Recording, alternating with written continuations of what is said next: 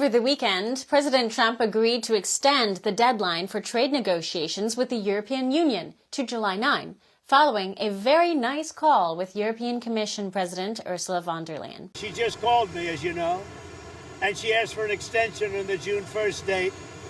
And she said she wants to get down to serious negotiation because I've told you specifically, haven't I told anybody that would listen?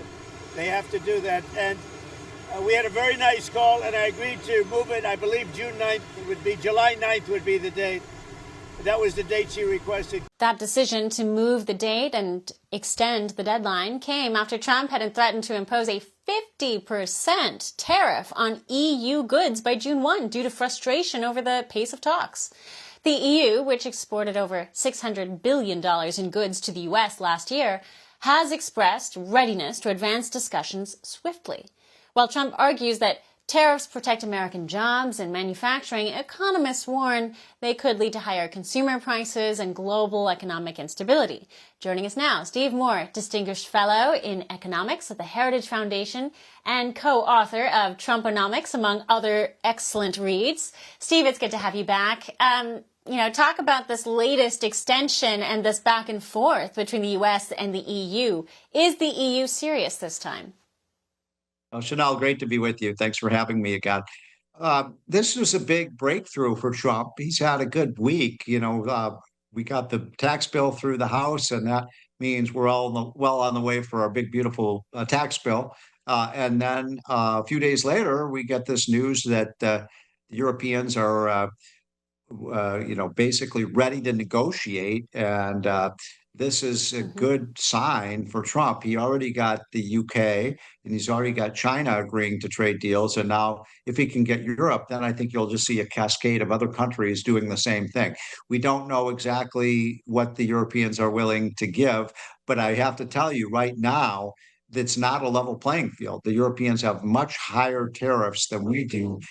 Well, Steve, given your advocacy for free market policies, a 50% tariff on EU goods would have had a definite impact on the U.S. economy and consumer prices.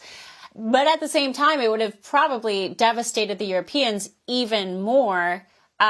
This sounds like this was a situation the EU just couldn't afford, and that's why they're back at the table at such a rushed pace. Yeah, I think that's well put. Trump is basically using leverage over many of the other countries in the world because almost every country needs to trade with the United States. We're the biggest consumer market in the world by far. And so these countries like China and the Europeans and the Japanese need to have access to our consumer market. And Trump is playing that, excuse the expression, the Trump card, which is, if you want to trade with us, you're going to create a level playing field. If you're not going to, we're going to hit you hard with tariffs of our own. All Trump really wants is a level playing field. Listen, I'm not a big fan of tariffs. I do think they have negative effects on if we impose a tariff, that puts a tax on our consumers. But if he can continue to win this streak of negotiations, I think it will have a very positive effect. For all our viewers asking where One America News is heading in the future, we would like to introduce you to OAN Live.